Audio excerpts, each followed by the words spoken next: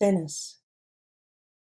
Necro emerged from the freezing Venetian lagoon onto the platform of the San Silvestro Vaporetto stop. It was late at night in the depths of winter, and there were only a few people about. No one noticed him emerging from the icy waters. He shivered momentarily, but it soon passed as he was dry in under 30 seconds.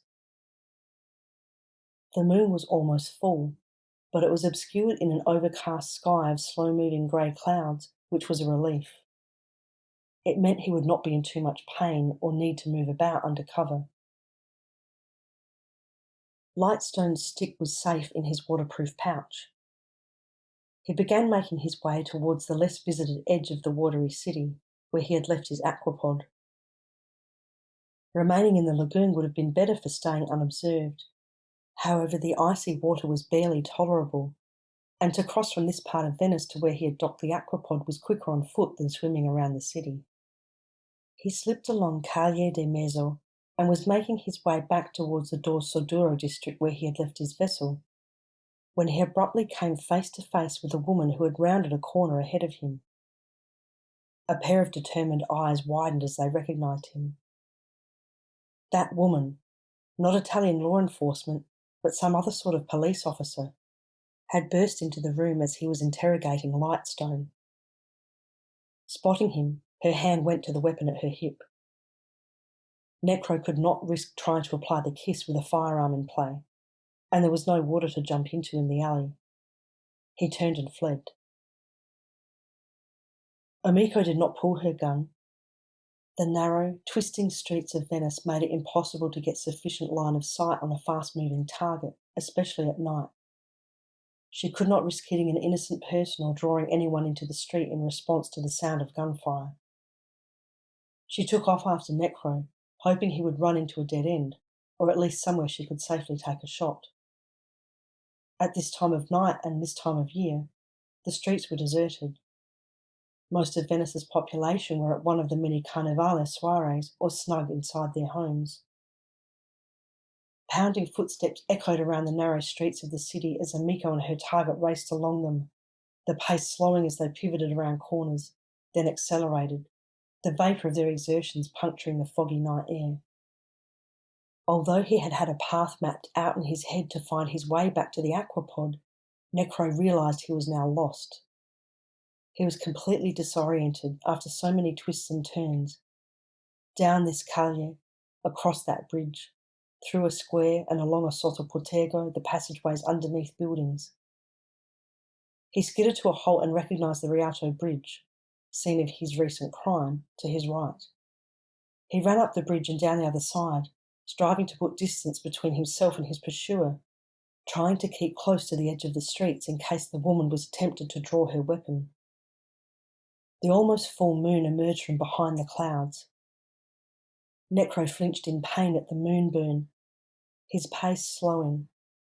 It hurt him to even move, but though every muscle was stinging, he pushed himself to keep going. A light snow began to fall, dusting the ground white. The fog that had been creeping into the city intensified. Necro was following the signs per San Marco, where he imagined St. Mark's Square would be full of people in Carnevale masks, enabling him to disappear into the crowd. The moon was shrouded by cloud once more.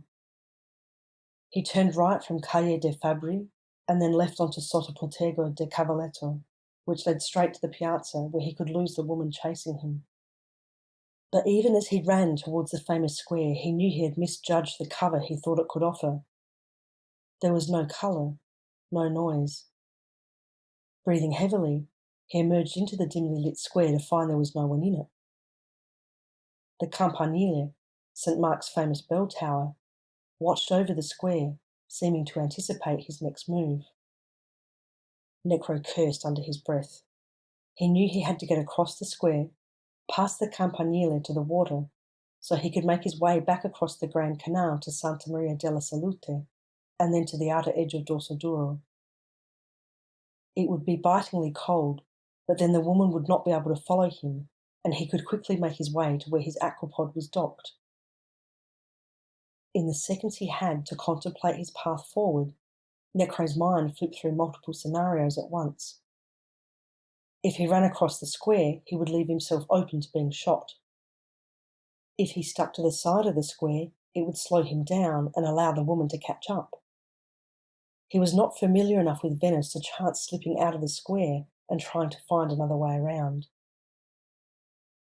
As he contemplated what to do, the creeping fog thickened.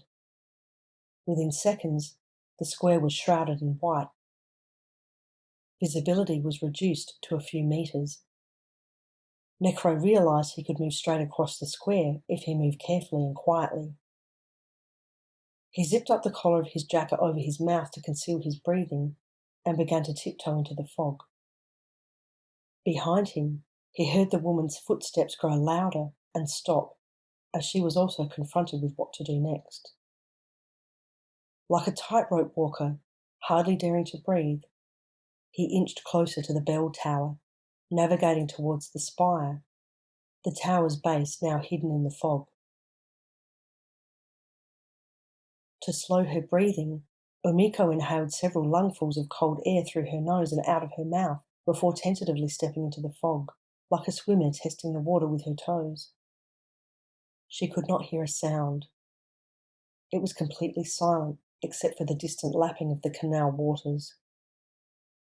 She assumed that Necro would head for the water, but instead followed the edge of the square so she would be less likely to become lost. Or worse, for Necro to sight her before she did him. Umiko winced as she risked some faster, audible steps. Her hand went to her holster, and she drew her weapon. A sudden movement at her feet startled her, a cat running across her path. She held her breath as she crept forward, hoping to pick up on any sound that would reveal Necro's location. Nothing. Umiko realised she had reached the edge of the square, which opened out onto the water. If she could get there ahead of Necro, she could cut him off. Holding her gun aloft, she quickened towards the water's edge. Suddenly, she heard soft footsteps behind her. She swung around and emitted a sharp intake of breath. A tall man, dressed in the startling carnivale attire of the plague doctor, loomed over her. He cut a terrifying figure, with his face concealed behind the long-nosed mask. He held out his arms and grasped her shoulders. "Sta bene?" he asked. "Dove stai andando?" "Let me go," hissed Umiko as she broke the man's grasp.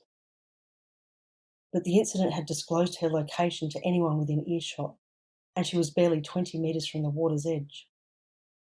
The sudden sound of running feet jolted her into action, and she raced towards the canal. Umiko could only discern the size and shape of the figure who half emerged from the fog, but she knew it was him. "Necro!" she shouted, but she was too late. Without reacting to Umiko's shout, Necro dove into the icy waters of the lagoon once again. Umiko levelled her weapon and fired several shots into and ahead of where Necro had vanished into the water. She knew she had little time before someone would arrive to investigate the sound of gunshots, but she waited and watched.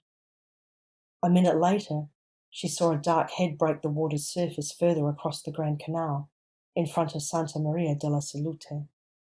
In desperation, she fired 2 shots at the black form as it slunk from the water and back into the urban maze, but neither hit their mark. Gone. Umiko roared a white cloud of anger into the chilly Venetian air. As she caught her breath, she noticed something on the ground, gently wafting towards the water. She raced to grab it before it was lost to the canal. It was a half-folded piece of paper. Had the plague doctor dropped it? She opened it to reveal unfamiliar written characters and a strange diagram. A long row of markers, a sketch of some sort of metal fixture, and a cross-section that showed how deep the markers were, but not exactly where they were. Deep? Then she noticed the diagram's label in the corner of the sheet, in English. It was a word she knew all too well, a word that verified the owner of the diagram, Nadir. Her heart froze.